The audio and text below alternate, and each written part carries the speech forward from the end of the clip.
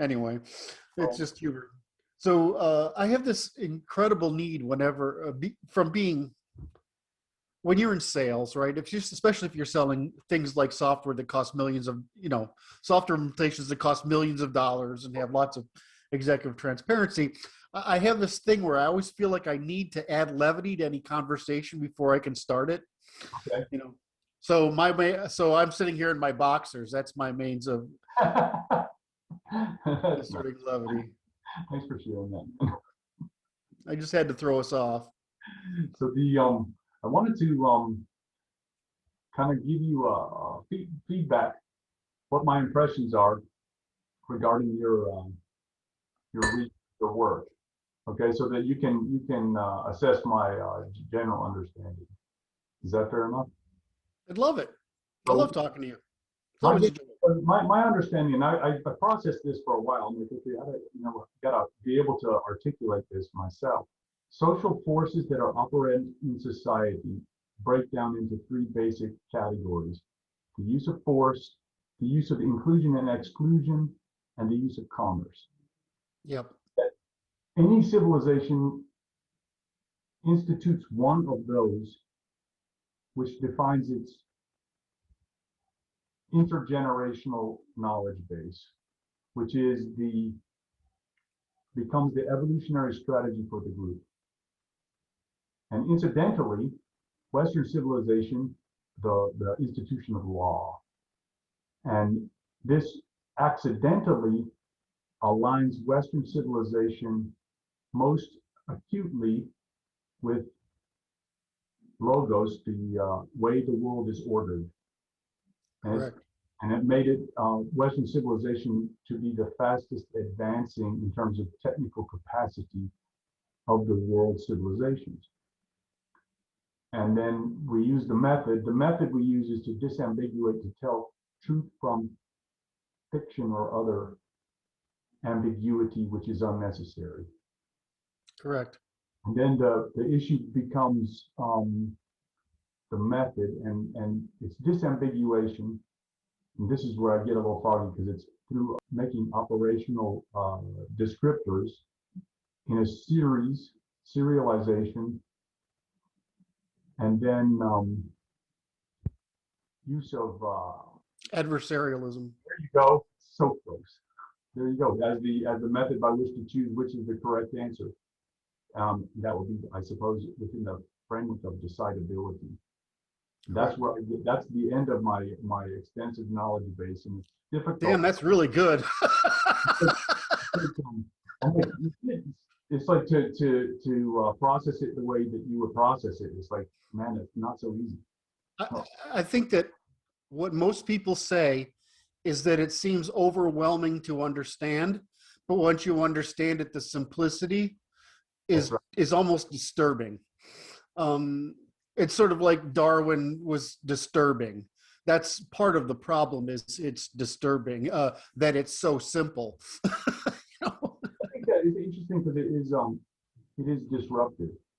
It certainly is disruptive, and it's like that is the nature of disturbing. But it's also that we live in this world where we're saturated by all this crap, and it makes you angry. Right? We don't have to live in this world we're saturated by crap, and we don't have to have Nazis on one end and communists on the other. The solutions are pretty obvious. So yes, you've got it. The only things that I would add would say, to put it in context of intellectual history, and I always pull from geometry that 3 points test a line. The more points you have, the better, but 3 points test a line. And so in adversarialism, I'm just saying that I did not. I neglected to speak of the via positiva and the via negativa, which is well, you didn't neglect. You got the point, though. It's the adversarialism is just via negativa versus via positiva, and that's so you got there. You correctly identified that there's only there's only two ways of the brain can work, in the masculine and feminine. There's only and then the developmental. We develop this sort of spectrum of masculine to feminine minds, and we've developed methods of coercion within that. But really, I see us as just an expression of physics. Human beings are able to adapt because we have memories. Therefore, we can predict. Therefore, we can make more adaptive choices. But we're just an extension of every other kind of phenomenon in the universe. And once you understand that, it's easy to see all human behavior as just an application of the physical sciences. And all we're doing is negotiating on top of that. And some of our negotiations are honest, and some of them are dishonest, and some of them are criminal. So, I mean, just which one are you going to choose? So obviously a criminal tries to justify his crimes, right? And a saint tries to preserve his sainthood. But that's all that's happening. And that's why I say my opinion is philosophy's closed. In other words, the demarcation problem is solved by our method, so that we know what science is, which is truth and falsehood, and we know what preference is, which is philosophy. My work doesn't tell you what to choose. It says only what's false and irreciprocal. That way, we are forced together, as under the law, to limit ourselves to reciprocal, mutually beneficial exchanges, which, of course, is the equal sign in computation. That's why I said it's not really complicated. Once you understand the basic principles, it's like Lego bricks, right? The problem is we don't realize how much we rely on intuition. Right. Right? We're not really thinking, we're feeling. Right. And so until you can move from intuiting to calculating, the reasoning, you're still a prisoner of the animal. Right? The only way to get beyond the animal is to have agency. The only way to have the agency is when you're appealing to calculation or reason rather than intuition.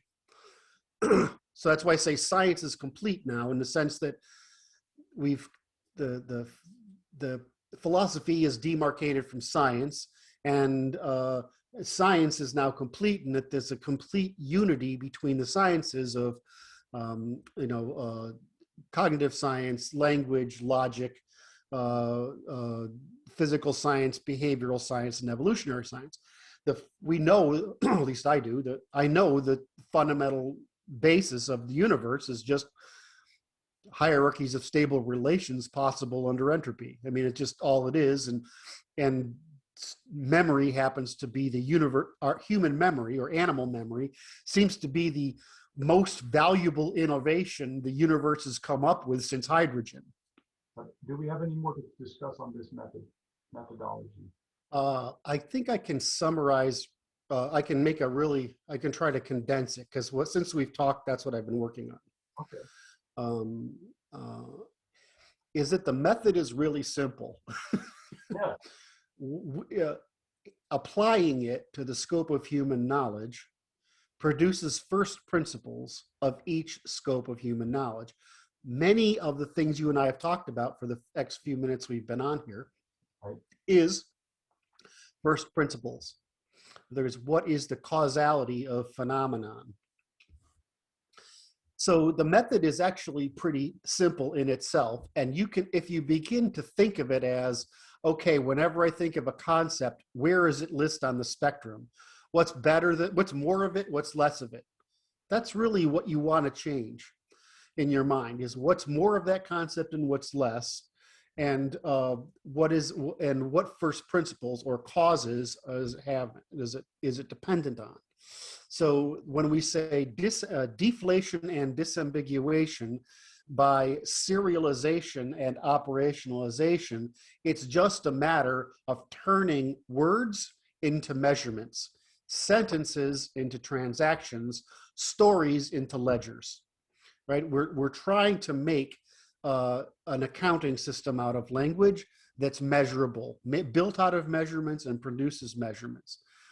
So that's the whole thing. Once you have that system, then you have the first principles. Now you know what you can testify to. In other words, what is possible to say truthfully.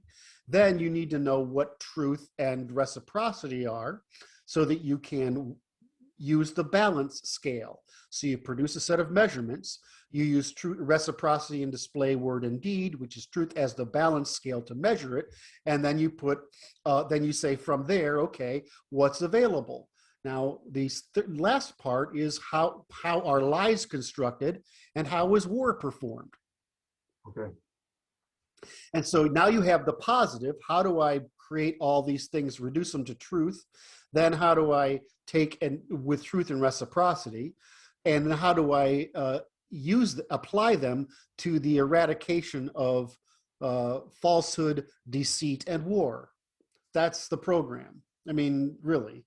And the output is that you produce a set of laws, a constitution of laws that eliminate the negatives, leaving us free to pursue any positive.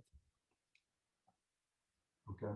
So it doesn't tell you, this is what everybody wants, is they want, tell me what to do. The law doesn't tell you what to do. It tells you what you can't and shouldn't do. And in other words, if you eliminate the bad, there are choices. The market then decides on what the choices are. And so science helps determine truth and philosophy helps determine preference. Right. And wisdom just helps you say, well, what's worked in the past? Of course, you have true wisdom literatures, Western law, and science, rational Western literature, Chinese philosophy, which is almost as good as European. You have Hindu, which is beautiful, but it's naturally stagnating. And you have the Abrahamic, which is, or the Muslim, I'll just go there, which is naturally destructive. And you have the magical tradition that's still common in, very few places now, but which is simply not sophisticated enough to accumulate information. Okay. So it's just a rate of evolution. So also what's neat is our major civilizations all chose a slightly different variation on the spectrum, which is what you'd think, right? There wouldn't be any holes. It's the same thing like the political model. I mean, we use a Nolan chart. It turns out it's only a triangle because it's impossible to make the fourth quadrant, right? So you see this everywhere, this triangularism, and this is when I say ternary logic. I mean, the universe, whenever it has two states, any condition, positive and negative, will find an intermediary stable state that's the minority. So you will have the universe, which is very large, a small number of it turning to mass, a smaller amount of it turning into metals, a smaller amount of it turning into planets, a smaller amount of it turning into life, a smaller amount of it turning into intelligent life. But that's just a pyramid of stable equilibriums forming. Well, people do the same thing. We exploit every possible available stable equilibrium, and we ignore the ones that don't produce stable equilibrium. The problem is that some of these things are incredibly destructive, and without this knowledge, we can't identify it. I mean, the gypsies were justifiable in leaving India because the Muslims were slaughter masters. So the just gypsies were, but the only way they could survive and maintain internal coherence was criminal activity, low-level criminal activity. Their strategy is to keep the criminal activity below the cost of eradicating them. Well, the threshold value, right? Right. Well, we have the opposite problem here in America. We have a parasitic system, mostly the financial, and the financial system's been trying to keep their parasitism below the cost of being eradicated. Unfortunately, we're now at the point where they've succeeded in enough parasitism that our problem is the financial system needs to be replaced because it's private, not public, except it's the primary means of social organization now. So we need to replace the financial system and make it public.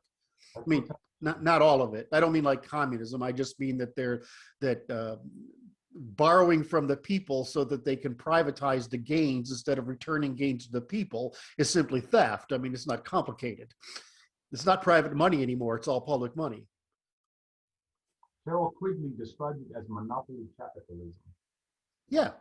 And it's the art of the rook, right? Why don't more people read Quigley? He's really the best guy to read. I think I don't think people don't want you to read him for that reason. Oh, I think so. The book that I recommend most highly is Evolution of Civilizations, 1960. And that was interesting because it's structural understanding of analytic history. Like there are forces at work here, and he's analyzing the forces and how they operate. And like I say, 1960 is an early adaptation of history. He had a profound effect on me. I would say that Durant had an effect on me because he saw the history as beautiful, right? He found the joy in man. In other words, just like the Greeks found tragedy, found beauty in tragedy, he found it. Quigley is the only other historian that I found was really modern. He was really he's a historical scientist, and of course I work with Quigley's model, and I work with some of the obviously our favorite Germans model, and I work with what's his name, Spengler, and of course I work with the Russian model of cycles as well, and the American model of cycles. So I use all these cycle theories across the spectrum. I probably should include that in my work somewhere. I just naturally intuit it, so I probably don't address it. That's but right. this That's right. So yeah, be very specific so that the people can understand the bases, right? Like some underpinnings. Yeah. I tell you why. I tell you why I probably subconsciously don't. Is that I'm vague. I try to work with first principles and only use history or historicism to explain. I don't use historicism to justify. Yes. I'm very cautious about that because all these cycles, whether the Roman cycles or more modern cycles, the economic cycles of the civilizational cycles, these things are all true, but I want to, that tells us the truth, but it doesn't tell the first principle. And so I try to tell the first principle, which is basically the exhaustion, the accumulation of rent seeking to the point at which adaptability is no longer, there's no capital available to adapt, right? So that's what we do. All our human organizations, all life forms, basically try to not compete. They try to seek rents to the point where there's no free capital, where the incentive to organize is all based on rents, and there's no free capital left to adapt to shocks or invasions or plagues or whatever. So all civilizations fail for this approximately the same reason, which is why rule of law is so important, why the Roman Empire could last so long, or frankly why China lasted. China's history is overstated. It's just there's no one to take over except more Chinese, so they call it one continue. So they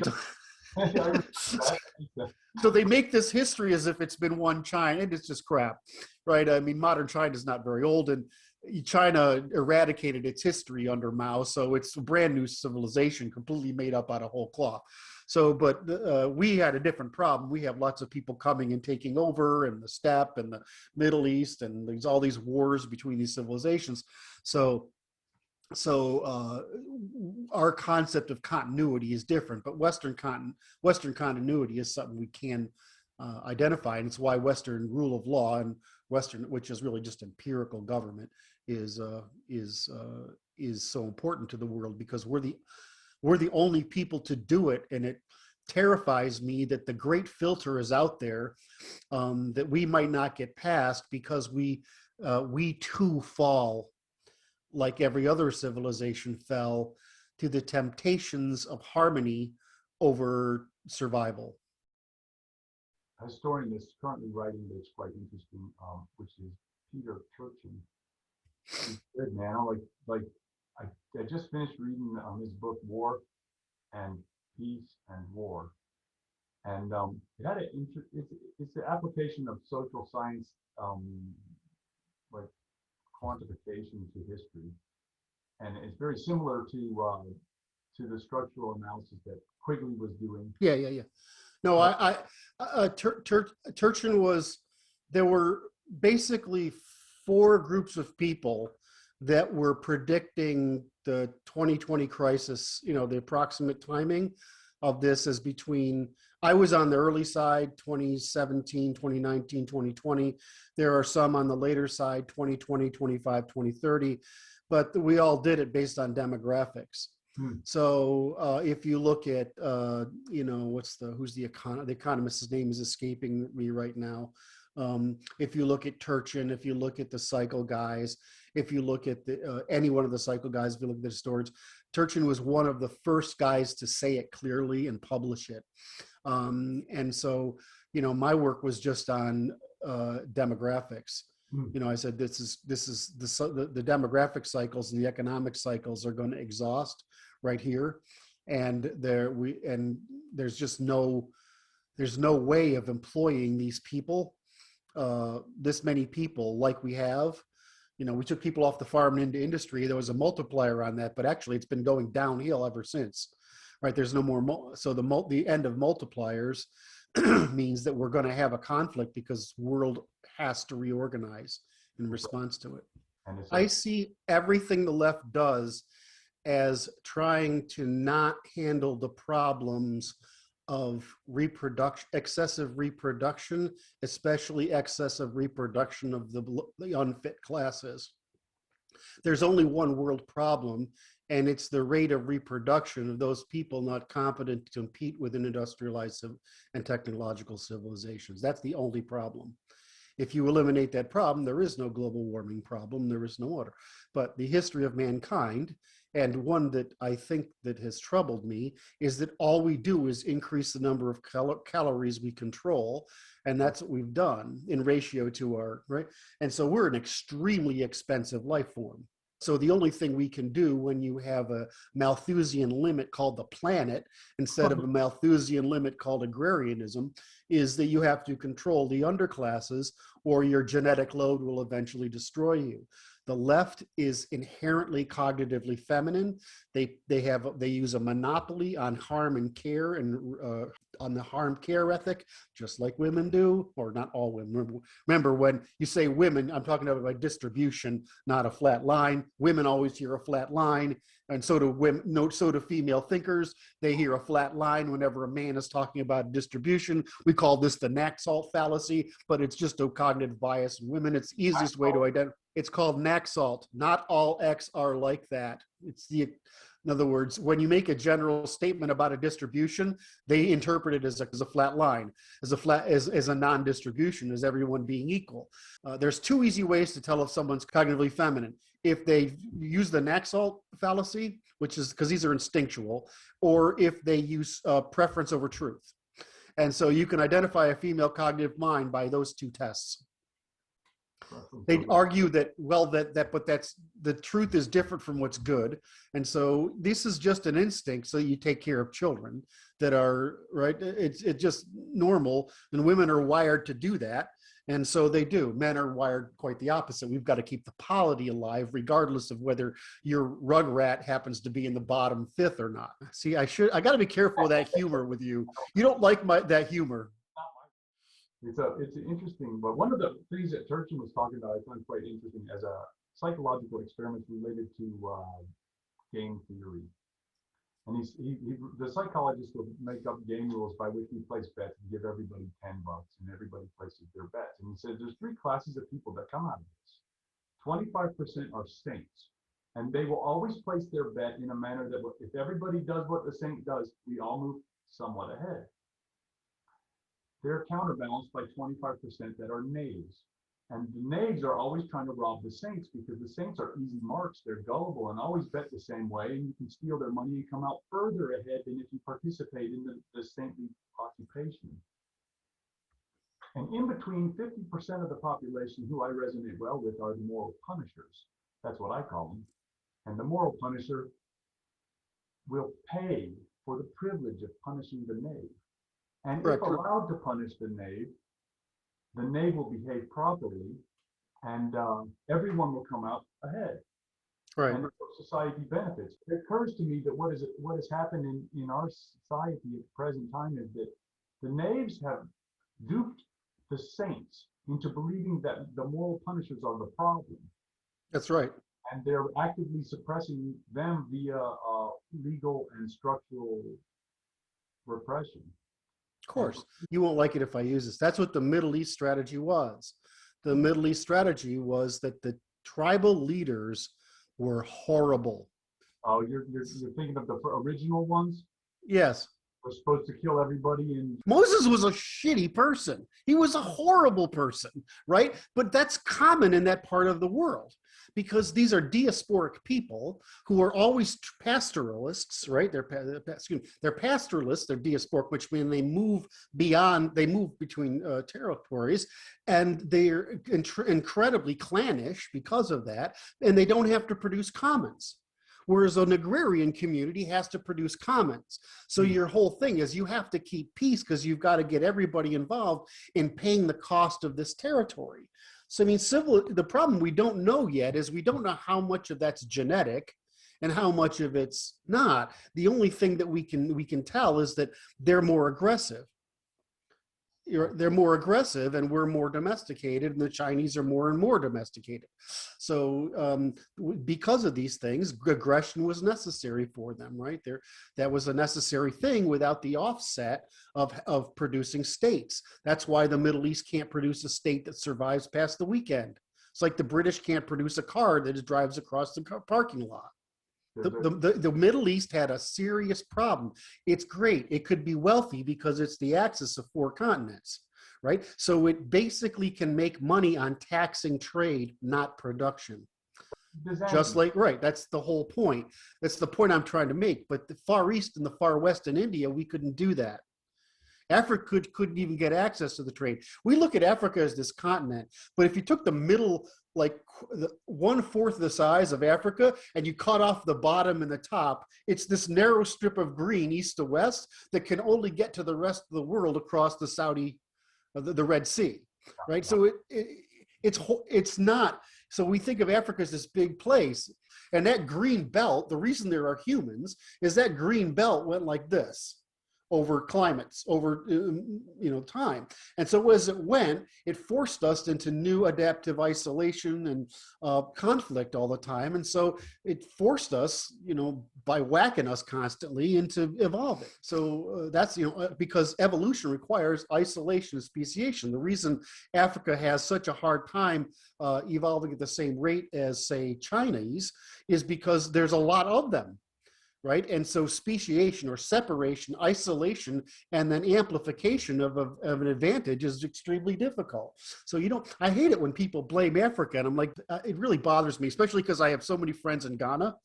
I have a following in Ghana and Nigeria because they're like the advanced part of the African continent. I have a following there for odd reasons.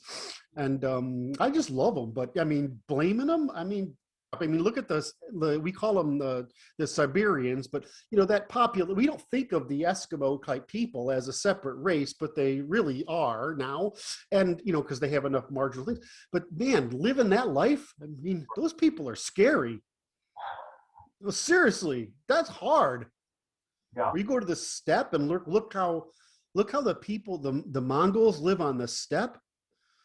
It takes a special kind of tough to do that.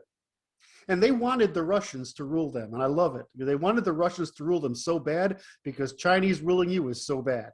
And the Russians wouldn't do it because it was just too much of a problem. The Russians don't mind the stands, right? The stands, they're relatively low populations. They need order. They don't object to Russian order. Russia brought them things. The crisis of the fall of the Soviet Union was as bad for the Central Asia as it was good for Eastern Europe. It was a mirror image. So when you hear Putin, you heard Putin or Gorbachev or anybody else say, this is the fall of the Soviet Union produced the greatest humanitarian crisis in history. They weren't kidding. It did, and they're still trying to get out of it. And so this goes to preference. Right. As long there is, to say something is good is meaningless. It's good because you want it, but it's not a matter of true. As long as it's not false, irreciprocal, or devolutionary, then it's just a matter of choice. Now, in certain times, you have to concentrate choice, like in times of war. Or, China's right now trying to drag its people out of primitivism. The Russians did a better job than I thought at a higher cost than they should have, but they tried to modernize their civilization. People all try to do these things. So but if you say, as the general rule, as a going concern, in the absence of crisis, then the issue is we don't need to know what good is. A matter of choice between people with different wants and needs within the limits of what's false, irreciprocal, and devolutionary. Evolutionary is something that I add to philosophy, because if we don't see consequence. Devolutionary reverted to condition. So, for example, Islam was able to collect information. The Persians, not the Arabs, but the Persians were able to collect information across the newly conquered empire, just like Napoleon created the Louvre by stealing everything from all the Germanic countries. So he did the same. That's the same process, or like England did to Greece, right, and in Egypt, right. I mean, this is just a common thing in history. So the Persians brought that there, and they created a thing. But what happened is, as soon as that got going, the Arabs re-Arabized and said, no, we have to stick with what's good for the majority masses. In other words, the needs of the people in that part of the world favored constancy, not adaptation, right? Because adaptation requires trust, and they're a lower trust. They're the lowest trust people. And so in that area, they sought, what they did is they took Islam, which was a wisdom literature, just like Chinese literature is a wisdom, and they turned it into a fundamentalism, which meant that knowledge was closed.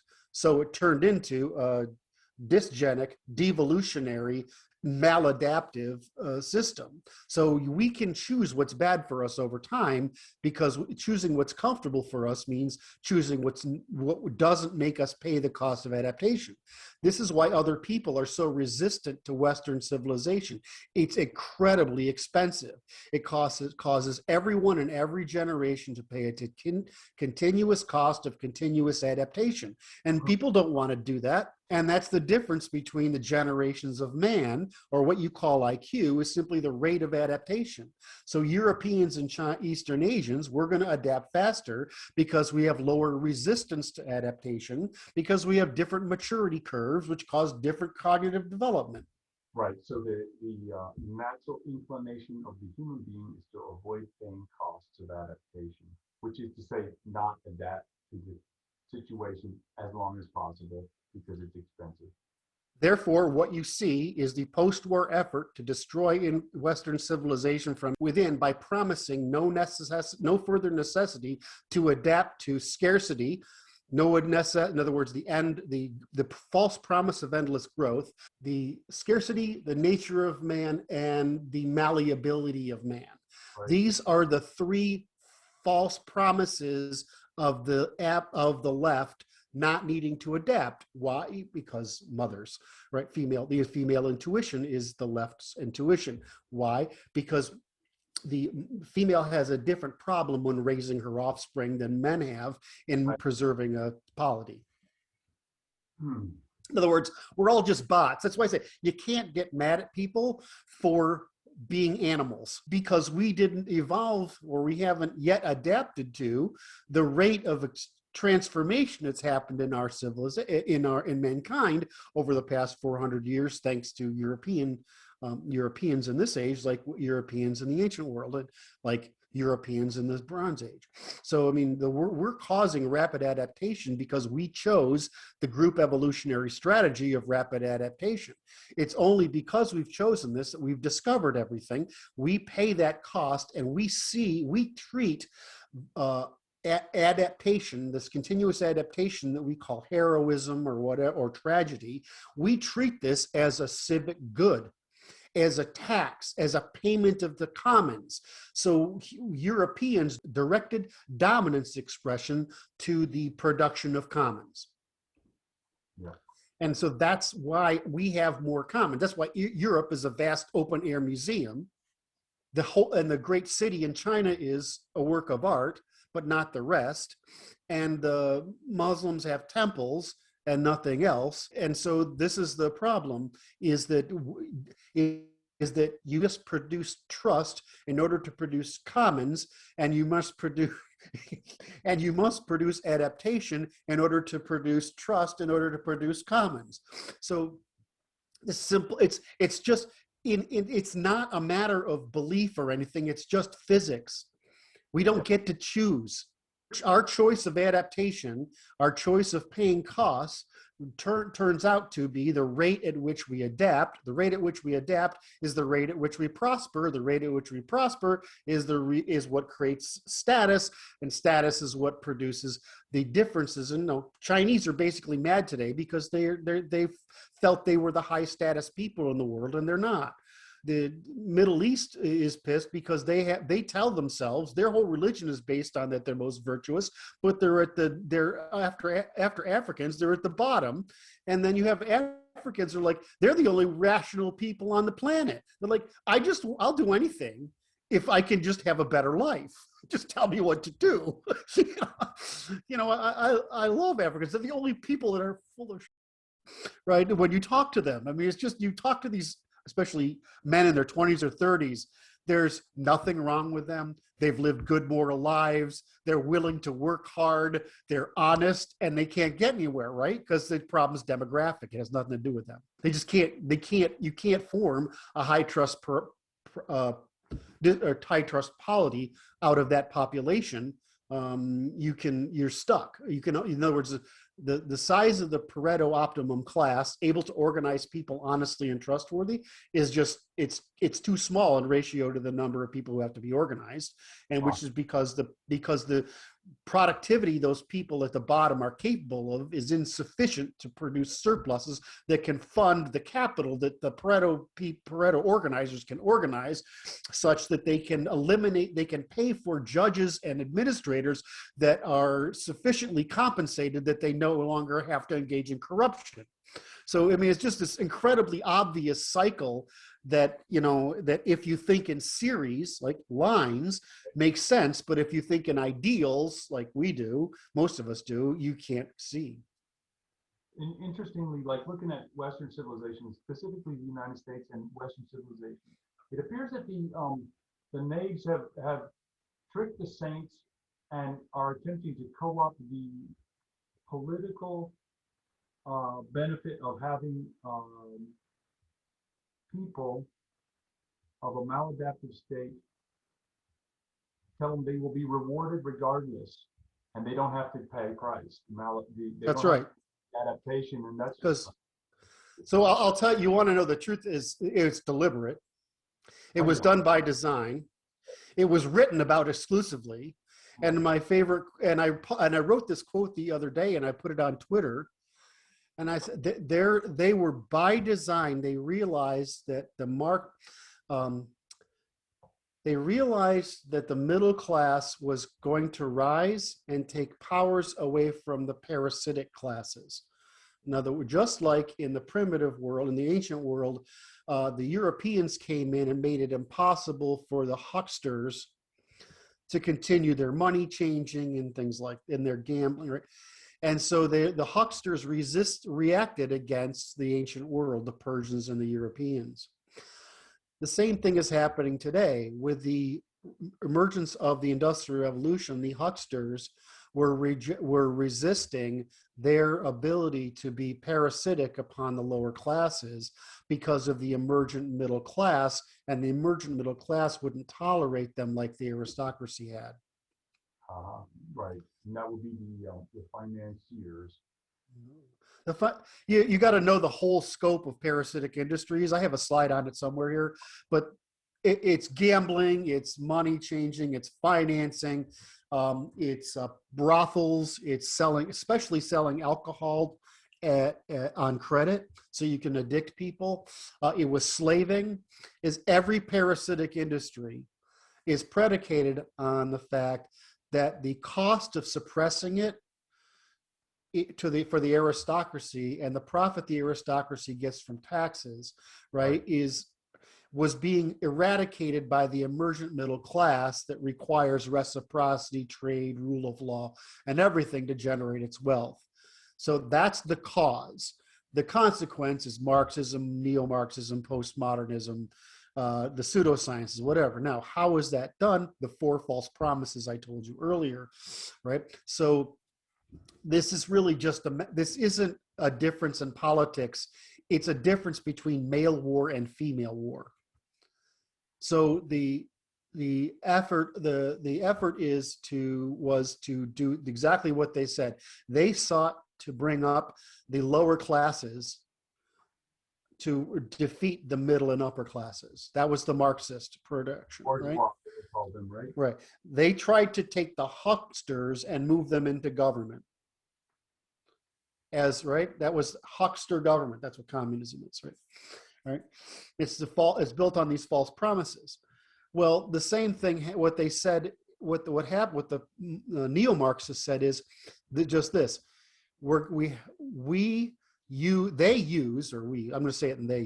they had tried to use the economic underclasses as a means to defeat the emergent middle classes, thus restoring the ability of the hucksters to exploit the underclasses. Right? So what's happened today, so what they did is they said the problem is capitalism is actually better for the working and lower classes than huckstering is. So we lost. What can we do that capitalism can't fix? You ready? We're going to go to America and use the black classes who capitalism can't fix because the problem is genetic and they're not going to be able to move that. And so we can endlessly exploit this, casting them as oppressors, Europeans or whites as oppressors, rather than the people that drag these people out of ignorance, poverty, superstition, whatever.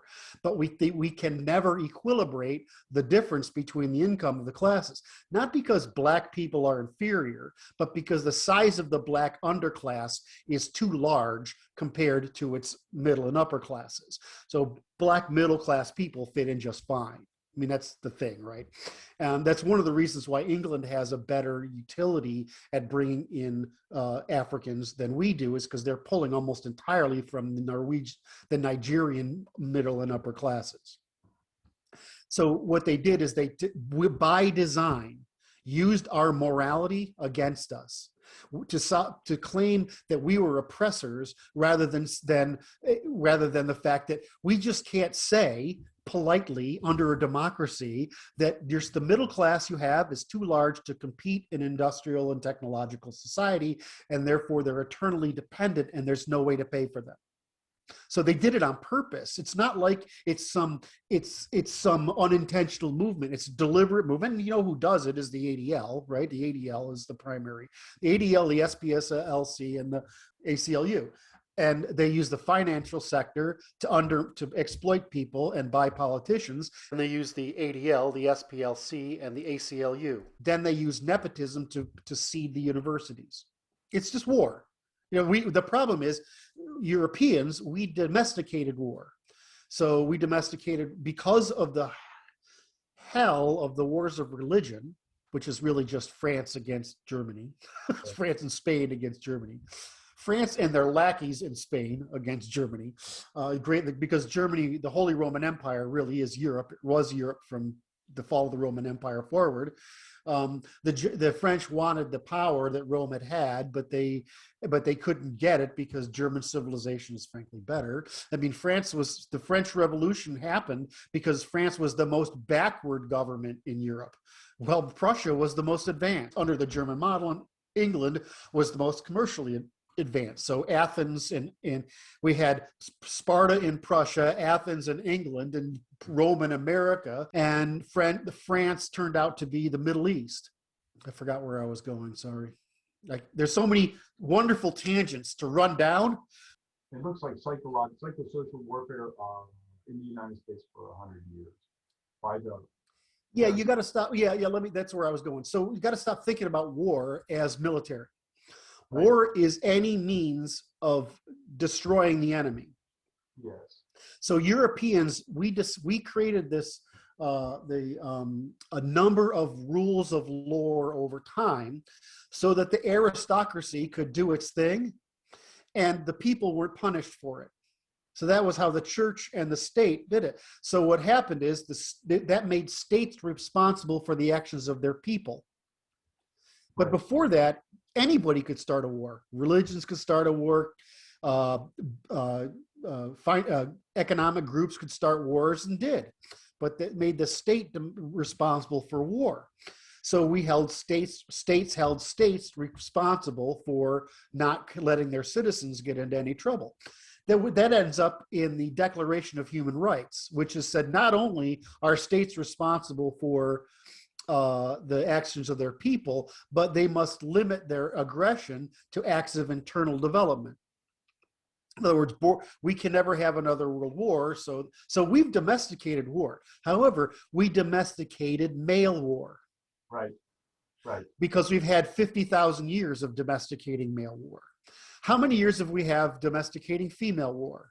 Yeah. We haven't done any of it, and it turns out it's not it's not recognized as war. So you can war against any capital and any market.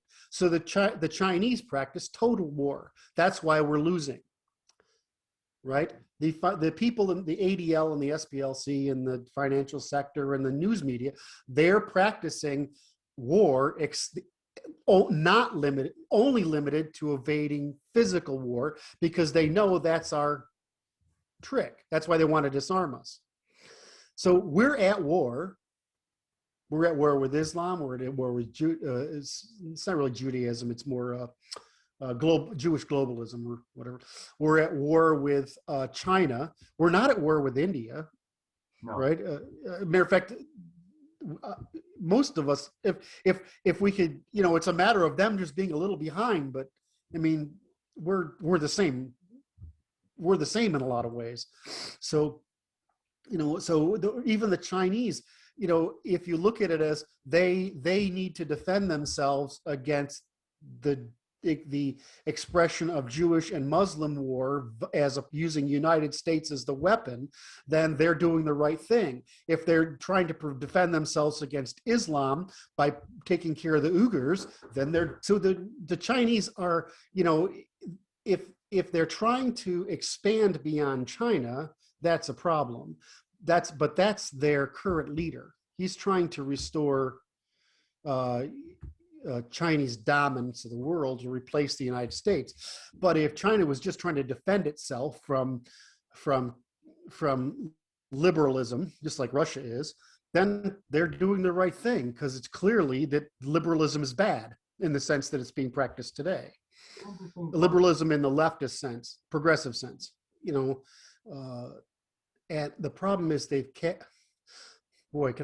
you're not, 30% of white American women are mentally ill. Why? Well, there's a reason why. And this makes them, that they've captured that. If they hadn't captured those women beginning in the 60s, we wouldn't have had this problem. But it's not a problem of Americans or white people. It's a problem of the 30% of white women that defect because mental illness is extremely common among white American women. So that if you look at the data, that's it. If men were the only one voting, none of this would have happened. If married white women who were married over time, and white men did, they would be fine. You'd have the normal distribution. But because of how women are more herd oriented and they have excited prey response and they have lower cognitive agency, a third of them, not women, all of them, but that you get a third of them that defected. They defected to the enemy, and that's what made it possible. All right. So it is the interesting function is this. So it is the crafting of the appropriate response given this provocation, right? Right. I mean, you can, like I said, my thing is that the truth solves the problem. Truth is enough, is my quote, right? No more lies, truth is enough. That's all. I mean, if you want to, that's my sort of tagline. And we can use the law to suppress this and outlaw it and prosecute it and profit from prosecuting it. And the people who want to continue being evil can go away, and or they can change. A good number of them will change if the law changes, right? We're not going to change the fact that since the Industrial Revolution, especially since 1920s, we've reversed European eugenic reproduction, in other words, upward distribution of reproduction. We've actually done the opposite. We've increased the reproduction of the genetically loaded classes. We're going to continue to create this problem. And so eventually, so the problem is we could have a choice. We can either take those people out of voting, which will be interesting, or we can limit those people to one child so they don't continue to expand it. There's a great study, and I'm sure I have it somewhere around here, of the cost of one dysfunctional woman over 4 generations. Okay. Spreading her genes. Oh, I understand. And my favorite is there's an abuse of my family name in the eugenics movement in the United States in the early part of the last century, where the Dooley family, which is unrelated, they did a spiral graph of from the founding of the country, I mean, from the 1600s all the way to the 1900, and what everybody had done and what criminals or mental illnesses they had, right? And so they were showing how destructive this family is over time. So what's funny is that they got sued by the Dooley family, so they changed the name of Doolittle, which was an aristocratic name back in the day, and so they could get away with it because nobody would believe. Anyway, that book is still out there, which I think is somewhat funny. But the cost of one woman's reproduction or one man's reproduction, you can trace it. It's easier to trace women's. The spread of genetic harm is terrifying. I mean, it's one woman can cost billions. Reduce that to one child in each generation, and in 6 generations, the genetics are removed. Right? That's the problem. So, like I said, Africa in 6 generations can fix their problem with one child. But what's interesting is it's like the well-to-do predatory class of parasites. They know this. Castro's Cuba was a model for the global civilization that the Rockefellers wanted, essentially. And it's like they don't mind reducing everybody to serfdom to maintain their place and cement their place in the golden age of single political dominance. Well, that's because status is the most important instinct other than life. Right. And so the problem for the classes, especially the bottom classes, is they are lower status, Right. and it's unfixable. So the only way to rebel about it is actually to eliminate the competition that's above you. So that's what they do. And so you can view this today as not only a set of false promises that prohibit us from morally defending ourselves, but the real reason is they're conducting war by using people who are in lower status to war against people who are a better status, despite the fact that they want to claim status as oppression and arbitrary when it's just genetic load. Right. Well, the eugenicists were right. They were just too aggressive. I mean, if you were to say, and the reason that's why they came here after the war, the Jews, because it was used as a means of oppressing them. And that's because during that kind of period, fundamentalist Jews were treated, if you can read the immigration records into the United States, as mentally defective. It wasn't they were mentally defective, it's that they were trained into superstition so badly that they had denied reality and were totally disconnected from it, as we can see with the results that's come from the Jewish integration, is that it's not a matter of intellectual capacity by any means. It was a matter of religious destruction of their minds. It's a maladaptation, but it's a maladaptation that allows them to engage in parasitism while maintaining the image of self-virtue. So what they do is they claim they're oppressed when they're actually parasites, and they use this as a moral shield. Yet their religion itself and their law is polyethical. It says they're shit, and you can treat them however and parasite upon as you want because they're not chosen by God. I mean, it says it right in the freaking law. So it's tribal function. It's tribal. It's just primitivism. The problem is we domesticated war that we don't understand total war.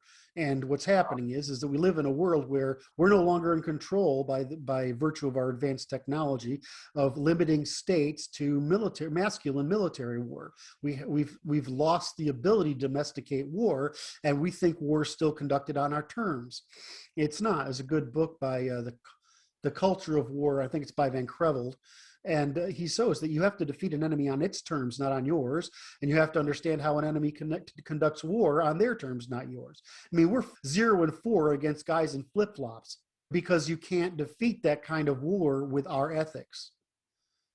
The only way to defeat them is the way the Russians do it. Russians just say, we pull out the artillery and we turn the landscape into a lunar surface until there's no life left. And then we just go wax in and we rebuild it all over again. Now, the Russians know how to fight that kind of war because they are up against those people all the time, right? And they've got China on one side, they got Islam on the bottom, and they got us to the west. The problem is they want our status, right? But they're 150 million people along a thin strip of 11 time zones, just like Canada's 30 some odd million, or 40 now, million people along a thin strip of the northern United States. So, I mean, you can't defeat Islam with Christian ethics. You have to defeat it with Muslim ethics, which means they will die to the last man. You can't defeat female strategy with male. You have to defeat it with the only way to defeat it is with the truth and punishment. And so it's actually easier to defeat the kind of war that's being conducted against the West by just putting it into law, in other words, domestic defense, rather than putting into military, which is international defense. So it just depends on where you put your emphasis. Right now, we're under total war, and we need to put in our emphasis into domestic defense, because really they just left the door wide open and said, come on in here, and because we're virtuous, we'll win. I mean, that's really the conservative strategy, is that they believe their own bullshit, that they're virtuous. Well, you're really virtuous if you pay the cost of defense as well as you pay the cost of not conducting an offense. Well, the conservatives failed, and that's why I say I view the Christians as the problem in that sense, because as long as you had the church and the military, the church, the law, and the military together, you were creating this nice equilibrium between the three forces. But the minute you sort of take the military out of the equation and you go fundamentalist with the religion, you've not only gone non-aggression, but non-defense, because you're hopeful, like women, that the men will take care of it. Except the majority of men that are willing and able to fight are Christian, and so they're out of the war. The trick is what Leonard says, what is to be done, right? Well, we know what to do. I just didn't count on how stupid the right is. I'm a nerd, so it's like one of the problems. I have smart people disease, which is that you underestimate the difficulty in communicating across bridges, and so we have to have enough attention to control the discourse.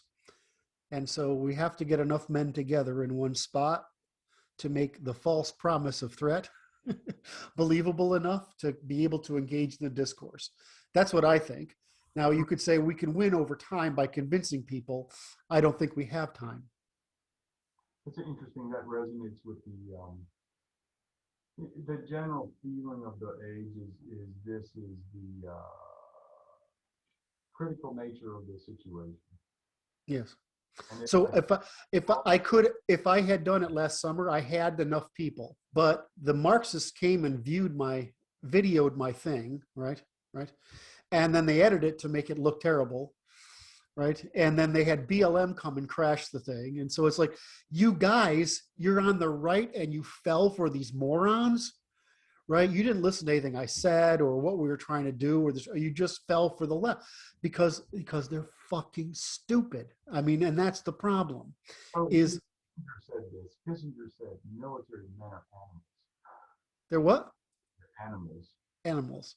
So the problem is we need someone like a General Flynn to say, I'm going to run for president and this is my strategy, to have a rally and to use that rally as a setup. We need somebody out there who's military that the grunts can understand, because they're not going to listen to a nerd like me, right? It's just not going to happen.